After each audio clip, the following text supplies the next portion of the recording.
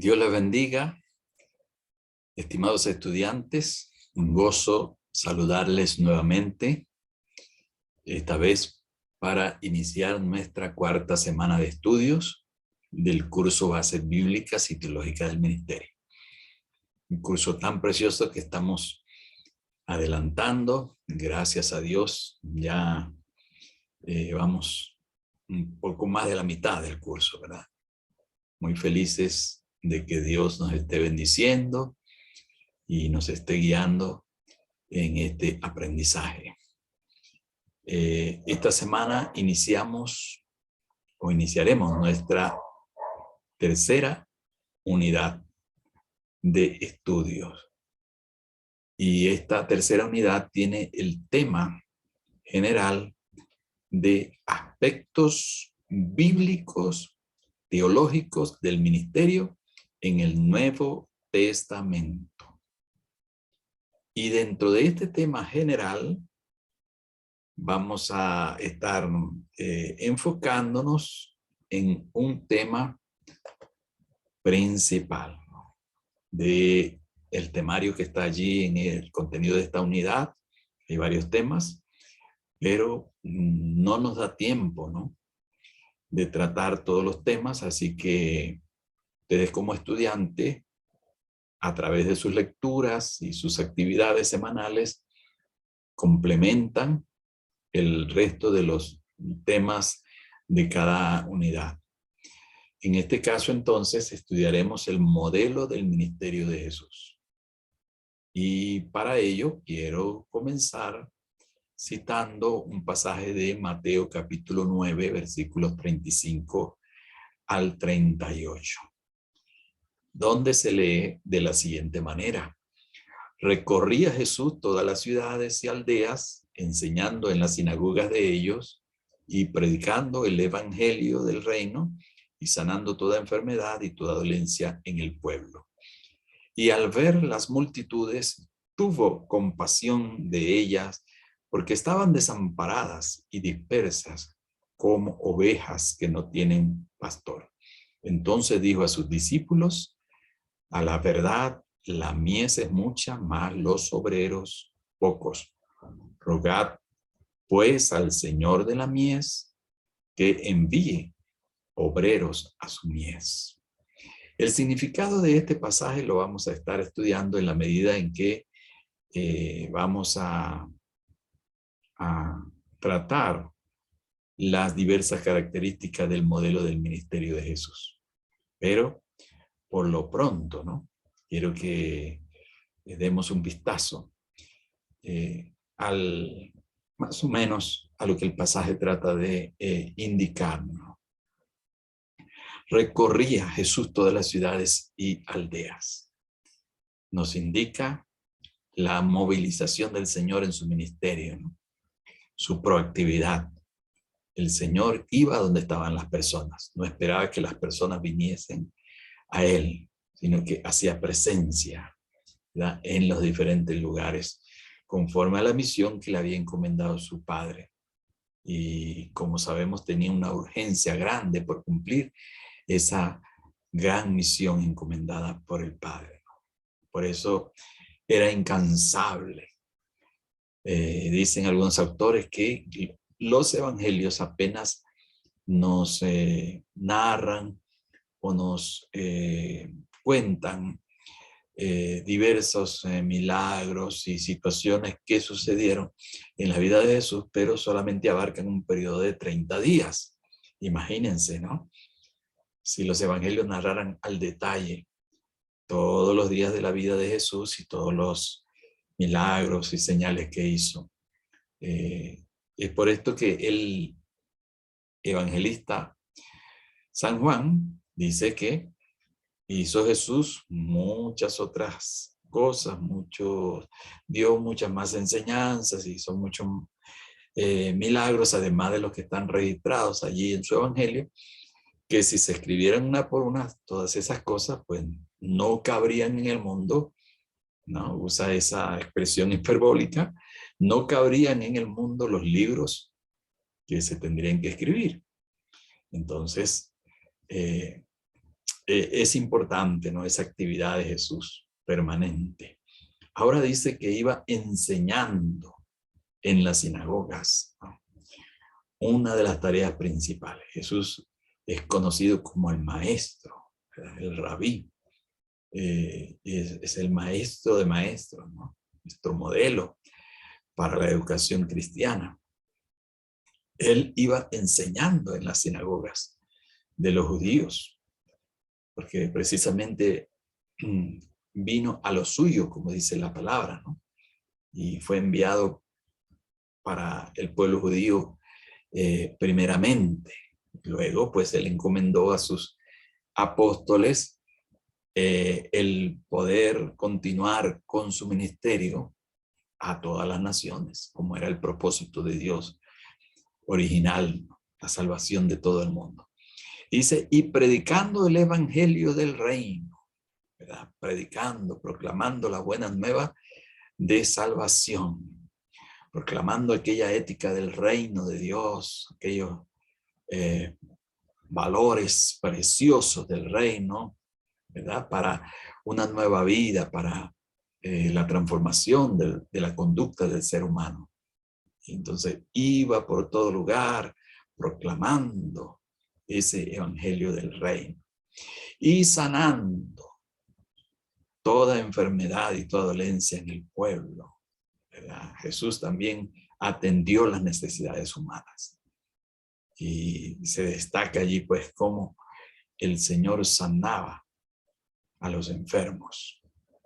Y luego nos dice el evangelista que al ver las multitudes tuvo compasión de ellas porque estaban desamparadas y dispersas como ovejas que no tienen pastor. Ya aquí nos habla del carácter del Señor, su carácter compasivo, su empatía con la necesidad humana, su solidaridad, ¿verdad?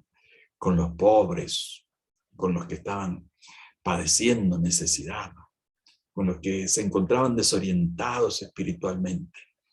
Entonces dice que tuvo compasión de esas multitudes. Qué hermoso, ¿no? La narración del evangelista. Entonces vamos a tener este pasaje allí como referencia, como base para lo que vamos a estar ahora nosotros enfocándonos en las características del modelo de ministerio de Jesús. Y para ello yo voy a tomar como fundamento algunas ideas de René Padilla. René Padilla, en uno de sus escritos, donde habla de el ministerio o la misión integral en el Nuevo Testamento. Entonces, él usa esta característica para hablar de la misión, ¿verdad? La misión integral. Yo lo he rescatado y lo he adaptado, estas características que René Padilla dio a la misión integral, se las he aplicado al modelo de ministerio de Jesús, ¿no? Porque precisamente él habla aquí de la misión de Jesús, cómo fue la misión de Jesús. Y la misión, pues, no es otra cosa que el ejercicio del ministerio cristiano, ¿verdad? Dios nos ha encomendado ese ministerio de la reconciliación, es la labor de toda la iglesia, como sabemos. A uno Dios llamó para un ministerio a tiempo completo, a otro le ha dado el Señor ciertas funciones dentro del ministerio que no son permanentes, algunos son bivocacionales, otros son laicos que ayudan en el ministerio, pero toda la iglesia está llamada a desarrollar el ministerio cristiano. Entonces hay 4 características que René Padilla menciona y voy a comenzar con la primera. El modelo del ministerio de Jesús es un modelo de identificación y nos habla del camino del anonadamiento.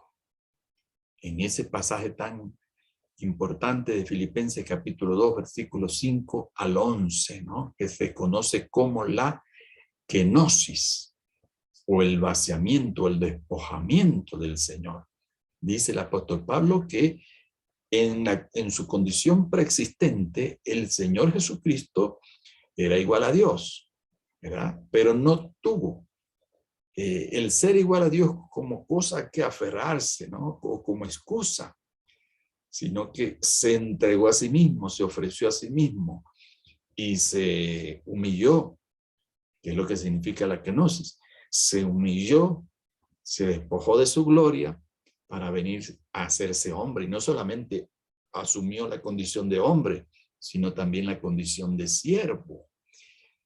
Y más aún, ¿verdad? Llegó hasta la muerte de cruz, que era la muerte más ignominiosa, más vergonzosa, que estaba destinada a los criminales más perversos, ¿verdad? De aquella época, que el Señor la tomó porque era el castigo que nosotros merecíamos. El Señor se hizo el sustituto para nosotros y tomó sobre su cuerpo el castigo que nosotros merecíamos. Entonces allí se ve ese anonadamiento del Señor. Se volvió uno con los que vino a salvar. Se hizo uno con la humanidad, ¿no? Se hizo siervo sufriente, como dice el profeta Isaías, ¿no? Siervo, el siervo sufriente. Y René Padilla dice que el Señor Jesús no evangelizó desde afuera, sino desde adentro, en la misma condición humana, física y vulnerable. Y eso nos da a nosotros la primera pauta para el modelo del ministerio cristiano, ¿verdad? Este es el modelo principal, el modelo de Jesús que nosotros tenemos que imitar, esa identificación con la necesidad humana, insertarnos en esa condición humana, ¿verdad? Vulnerable, como es el ser humano, débil. Nosotros tenemos que solidarizarnos con esas personas a través de una identificación completa, ¿verdad? Con aquellos a quienes servimos. En segundo lugar, habla de que es un modelo de solidaridad.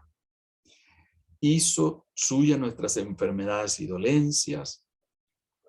Dice el evangelista Mateo en el capítulo 8, versículo 17, citando al profeta Isaías, cuando el profeta dice, ciertamente llevó él nuestras enfermedades y sufrió nuestras dolencias. Mateo dice que en aquel trabajo, en aquel ministerio tan hermoso del Señor de sanar a los enfermos, se cumplió aquella profecía de Isaías. Varón de dolores, dice el profeta Isaías también, en el capítulo 53, versículo 3. El Señor asumió el sufrimiento humano para sí. En ese sentido, se hizo solidario con nuestra condición humana. Y es una pauta para el ministro cristiano, ¿verdad? El ministerio, hermanos, generalmente tiene su componente de sufrimiento, de padecimiento, de lucha, de persecución. Y el Señor dijo, si en el árbol verde hicieron estas cosas, ¿qué quedará de el árbol seco? ¿Verdad? Refiriéndose a los apóstoles, a los discípulos, a la iglesia. Entonces Él nos dio el ejemplo principal de asumir el costo del ministerio, sufrimiento. Por eso el Señor hablaba de que si alguno quería venir en pos de Él, tenía que tomar su cruz y seguirle. Tomar la cruz significaba estar dispuesto al martirio inclusive, ¿no? Si fuese necesario. Y ese es entonces el desafío del Señor, ¿no? Un desafío tremendo para todo el que le sigue. No somos llamados cuando venimos al camino del Evangelio, no somos llamados a un lecho de rosa, ¿no? No somos llamados al confort, la comodidad, no ese evangelio barato que se vende hoy en día, donde hay una oferta de beneficios para aquel que viene, sino que es el evangelio del desafío, del sufrimiento, del costo, ¿no? Por el servicio, por la entrega al Señor. Y eso pues el ministro tiene que asumirlo con principal atención, ¿no? Porque es una de las características principales del ministerio cristiano. Un autor de Iglesia Crecimiento, Kenneth Strachan, dice que el puente que hace posible nuestro testimonio eficaz hacia los no cristianos es la común humanidad que compartimos con ellos. Esa experimentación o esa experiencia del dolor, del sufrimiento que también nosotros los ministros padecemos, se convierte en un puente, ¿verdad?, para el testimonio eficaz. Cuando estamos allí con el sufrido, cuando estamos allí con el que padece necesidad, con el enfermo, con el que tiene tristeza por la pérdida de algún ser querido, con el que está luchando con alguna crisis familiar, por la pareja matrimonial que está sufriendo tal vez alguna crisis. Cuando estamos allí al lado de las personas, cuando nos solidarizamos con ese sufrimiento, con esos padecimientos, eso se convierte en un puente eficaz, el puente más eficaz para poder compartir el evangelio. Ese es el testimonio más eficaz. Ese modelo de solidaridad de Jesús. Como sabemos, Jesús nos dio el ejemplo, ¿no?, de estar allí al lado de los que habían perdido un ser querido, al lado de el que estaba padeciendo algún sufrimiento por causa de una enfermedad, el que estaba apesadumbrado por alguna tristeza de la vida. Ahí estaba el Señor a su lado. Y una tercera característica que nos menciona el autor René Padilla es que el modelo del ministerio de Jesús es un modelo de presencia. Recorría Jesús todas las ciudades y aldeas, conforme hemos leído en Mateo capítulo 9, 35. Iba de lugar en lugar, ¿verdad?, de lugar en lugar, de lugar en lugar, incansable, dice la palabra del Señor, que a veces no tenían él y los apóstoles tiempo para comer, ¿verdad? Como narra, ¿no?, cuando su encuentro con la mujer samaritana, dice que ellos habían ido a comprar algo de comer porque no tenían, era tanto lo que iban y venían que no tenían oportunidad a veces de comer con tranquilidad. Es una presencia solidaria la del Señor, ¿verdad? No se habla solamente de presencia, sino una presencia solidaria. Estaba allí para remediar el sufrimiento, estaba allí para consolar al quebrantado, estaba allí para orientar al que se encontraba perdido. Entonces, no era solamente presencia, sino una presencia solidaria. No basta hablar, dice René Padilla. Tienen que ver el evangelio encarnado en nosotros. En este punto quiero citar a Francisco de Asís. Fue un personaje, un religioso del siglo XII y que dejó un aporte muy importante en cuanto al amor hacia la creación, hacia la naturaleza, hacia los animales. Francisco era podríamos decir, un evangelista itinerante, iba de lugar en lugar, y en la medida en que él se trasladaba, reflexionaba sobre las maravillas de Dios en su creación, y con especial atención hacia los animales, ¿verdad? Le llamaba hermanos a los animales, hermano sol, y así se refería a la creación, ¿no? Y Francisco dice, predica el evangelio en todo momento y cuando sea necesario, utiliza palabras. Qué interesante, hermanos. predicar el evangelio en todo momento y cuando sea necesario, entonces utilizar las palabras. El mayor testimonio es el de nuestra propia vida, nuestra propia conducta, nuestro accionar en la sociedad, en la comunidad, donde ejercemos nuestro ministerio, donde hacemos nuestra labor, ¿verdad? La gente puede ver a Jesús en nosotros y la gente puede entender que nosotros hemos sido transformados, cambiados, ¿verdad? Que tenemos un carácter santificado, que somos nuevas criaturas en la manera como nosotros actuamos. No son las palabras. Por eso dice Padilla, no basta hablar, tienen que ver el evangelio encarnado en nosotros. Hoy en día pues tenemos estos modelos, ¿verdad? Estos modelos actuales, contemporáneos de ministerio, que algunos de ellos van en contra, son contradictorios a los modelos bíblicos. Y hoy en día se hace mucha énfasis y se le da mucha preeminencia a la retórica, ¿no? A la oratoria. Y algunos se especializan en ser motivadores de las multitudes, de las personas. Eso realmente no tiene nada de malo, hermanos. Mejorar todos esos aspectos de nuestro ministerio, como la oratoria, ¿verdad? Tener una buena retórica, saber cómo dirigirnos a un público, a una multitud. Todo eso es bueno.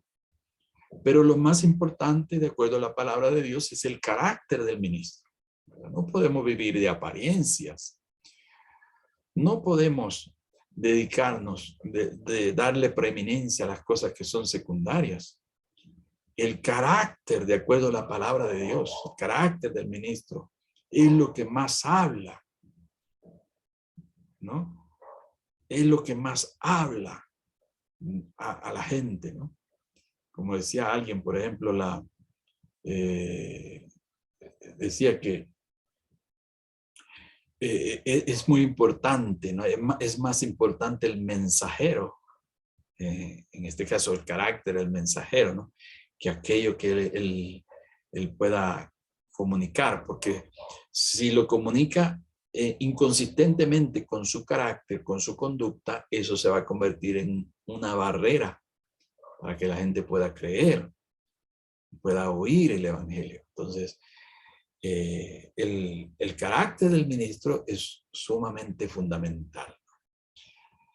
Y en cuarto lugar, nos habla del modelo integral, como una característica del modelo del ministerio de Jesús. Es un modelo integral. No se limita a las necesidades espirituales o religiosas, sino a todas las necesidades humanas. Se dedica a todas las necesidades humanas. Pobreza, hambre, enfermedad, angustia, muerte, cualquier tipo de necesidad es tomado en cuenta por el ministro que desarrolla un ministerio integral. El Señor Jesús hizo ese ministerio integral. No descuidó ninguna de las necesidades humanas. Y eso es muy importante que nosotros los tomemos en cuenta, hermanos. Es muy importante que nosotros tomemos en cuenta la integralidad del ministerio. Lo contrario de todo esto que venimos hablando son, como les decía, esos modelos contemporáneos, ¿no? Que son algunos contrarios a los modelos bíblicos. El modelo, por ejemplo, del culto a la personalidad. El culto a la personalidad. Hoy se le da mucha preeminencia a lo que es la imagen, a lo que es la persona del ministro en sí, ¿no? Ante los medios, que son ahora tan útiles, ¿no? Tan populares, medios de comunicación. Entonces, muchas veces se cae en ese culto a la personalidad, el autoritarismo de parte del ministro, el abuso del poder, hacia la congregación, la manipulación de las ideas, de los sentimientos, de los pensamientos de las personas, el proselitismo, ¿verdad?, que era tan característico de los fariseos, que dijo el Señor Jesús, movían cielo y tierra para ser un prosélito, pero después que lo hacían más esclavos del infierno que ellos mismos, por las cargas que les ponían, las tradiciones, las ataduras religiosas. Entonces, en Jesús tenemos un modelo completamente diferente, ¿no?, a lo que vemos actualmente. Un modelo de entrega, un modelo de servicio, un modelo de sacrificio, un modelo que encarna el amor de Dios hacia el mundo. Y ese es el llamado, mis queridos estudiantes. Ese es el llamado para cada uno de nosotros, para poder desarrollar esa labor tan hermosa que nos ha puesto el Señor en nuestras manos. Y les animo. Yo sé que algunos ya están en el ministerio, algunos tienen iglesias florecientes, iglesias de crecimiento, tienen algunos años trabajando ya en el ministerio a tiempo completo. Desde mi experiencia pastoral de poco más de 30 años, yo comencé a trabajar muy jovencito en el ministerio pastoral.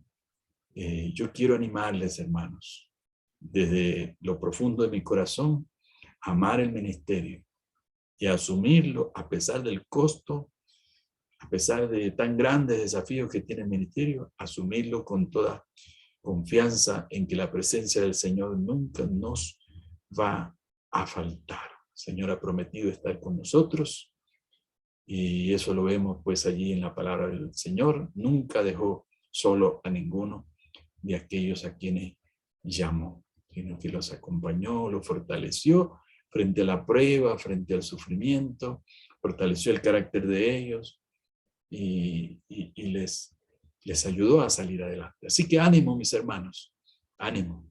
Sé que los pastores tenemos lucha, tenemos pruebas, tenemos dificultades, pero el Señor nunca nos falla. Entonces, hasta aquí nuestra enseñanza de esta cuarta semana, este tema tan precioso sobre el modelo del ministerio de Jesús, y ojalá que cada uno de nosotros nos convirtamos en imitadores de ese modelo tan precioso. Dios les bendiga, mis amados.